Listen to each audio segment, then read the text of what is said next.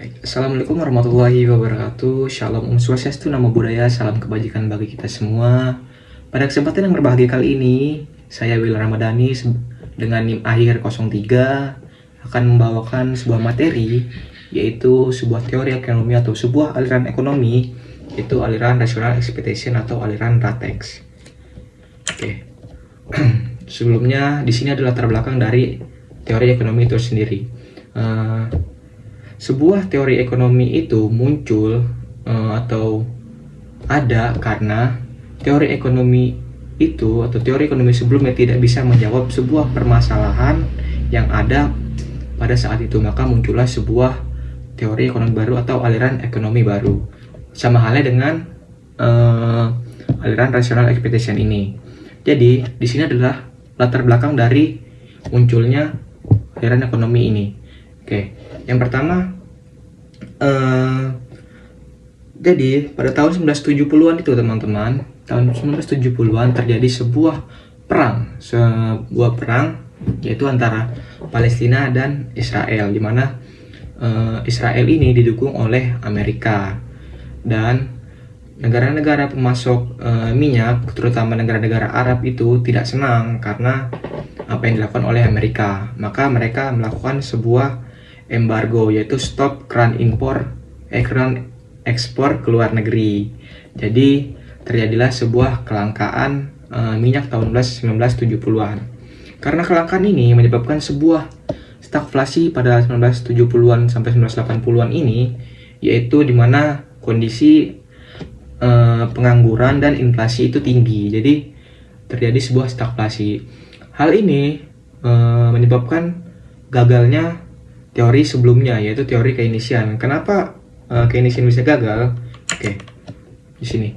Kenapa teori Keynesian bisa gagal? Karena yang pertama ya teman-teman, Keynesian itu mengatakan ketika pengangguran tinggi, maka harusnya inflasi itu rendah, yaitu saling timbal balik atau saling berlawanan, korelasinya negatif. Dan ketika inflasi itu tinggi, maka penganggurannya akan rendah, seperti kurva Phillips ini. Seperti ketika penganggurannya 2, maka tingkat inflasinya harusnya 6. Ketika penganggurannya 5, tingkat inflasinya harusnya 2. Namun tahun 1970-an ini malah pengangguran dan inflasi sama-sama tinggi. Jadi hal ini yang membuat teori Keynesian ini gagal. Maka muncullah sebuah teori baru, yaitu aliran ekonomi RATEX. Oke, next. Oke, di sini ada tokoh-tokoh aliran ekonomi RATEX. Ini ada 4. Kita bagi menjadi 3 aspek utama. Oke, aspek utama yaitu sang penemu. Jadi sang penemunya itu adalah John Moon. Jadi John Moon ini menemukan aliran RATEX ini, rational expectation ini teman-teman. Dia menemukannya dalam konsep ekonomi mikro. Jadi dia hanya menemukan dalam konsep ekonomi mikro. Kemudian Robert Lucas itu menemukan temuan John Moon ini. Jadi dia membawanya ke dalam konsep ekonomi makro dan memperkenalkannya ketika 1970-an itu, ketika terjadi sebuah stagflasi. Dia memperkenalkan dan membawa ke dalam konsep ekonomi makro. Kemudian di sini adalah Thomas Sergent dan Neil Wells ini adalah orang yang menerapkan atau membuat sistemnya diterapkan ke dalam sebuah kebijakan, namun tidak secara langsung, teman-teman. Oke. Next, di sini kita masuk ke dalam pemikiran utama aliran ekonomi RATEX, yaitu ada sekitar 6, yaitu dari pemikir-pemikir tokoh-tokohnya ini. Jadi yang pertama teman-teman, yaitu ada pelaku ekonomi membuat ekspektasi secara rasional. Jadi ekspektasi yang dibuat oleh pelaku ekonomi yaitu rasional, tidak adaptif. Oke, yang kedua itu adalah kebijakan pemerintah tidak bisa menipu masyarakat. Terus efektivitas kebijakan ekonomi sangat tergantung pada kredibilitas pasar. Pasar cepat beradaptasi terhadap perubahan informasi. Kemudian implikasi utama, kebijakan sistematis tidak efektif. Kemudian dasar dari makroekonomi modern. Oke. Pada intinya teman-teman, aliran ekonomi RATEX ini dapat kita persempit atau kita dapat ambil sebuah kesimpulan. Pengertiannya itu adalah aliran ekonomi RATEX adalah suatu proses pengambilan keputusan berdasarkan informasi yang tersedia pada saat ini. Oke, kita masuk ke dalam studi kasus yang saya bawakan pribadi. Oke, di sini ada studi kasus yang saya beri judul Respon Optimisme Industri Tekstil Terhadap Larangan Impor Bar Press dan Pakaian Bekas. Oke, di sini yang pertama kita bahas adalah, jadi teman-teman, siapa sih yang nggak tahu bal press ini, bal press barang bekas impor dari luar negeri, yaitu jadi impor bal press ini sudah ada sejak zaman Pak Harto, yaitu sejak zaman 1980-an. Jadi ketika saat itu sudah ada, jadi sekitar 32-35 tahun yang lalu itu sudah ada. Kemudian menjadi booming atau menjadi ketergantungan itu ketika tahun 98 terjadi sebuah krisis ekonomi. Kenapa? Karena pada saat itu adalah baju-baju mahal, jadi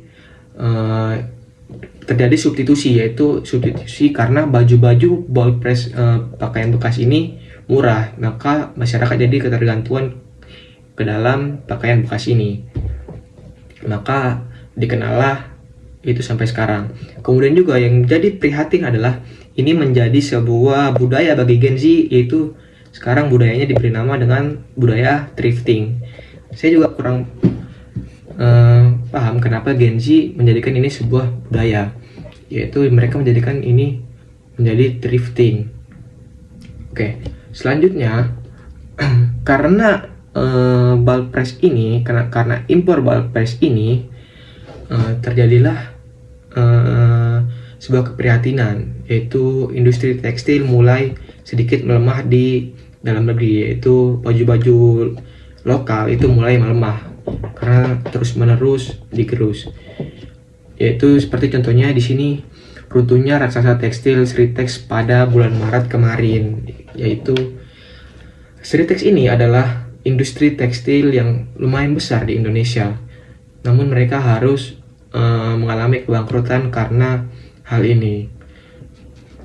Kemudian teman-teman,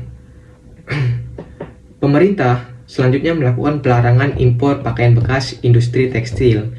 Hal itu tentunya disambut positif oleh pelaku pasar, terutama produsen industri tekstil ini. Maka terjadilah sebuah optimisme industri tekstil terhadap larangan impor ini. Maka tentunya ekspektasi masyarakat atau ekspektasi pelaku ekonomi menjadi baik terhadap kebijakan ini. Maka berhasillah sebuah kebijakan yang dilakukan ini, walaupun tidak masuk ke dalam sektor ekonomi secara langsung, itu masuk pada pasar secara langsung. Oke. Kesimpulannya adalah aliran Ratex mengubah cara kita memandang kebijakan ekonomi. Aliran ini menekankan bahwa pelaku ekonomi itu rasional dan ekspektasi mereka sangat mempengaruhi hasil dari sebuah kebijakan. Pemerintah tidak bisa lagi asal ngegas ataupun ngerem kayak di resep Keynesian, karena masyarakat itu pintar dan selalu beradaptasi. Oke, baik teman-teman, mungkin hanya itu saja yang dapat saya sampaikan. Kurang lebihnya mohon maaf. Wabillahi taufiq wal hidayah. Wassalamualaikum warahmatullahi wabarakatuh.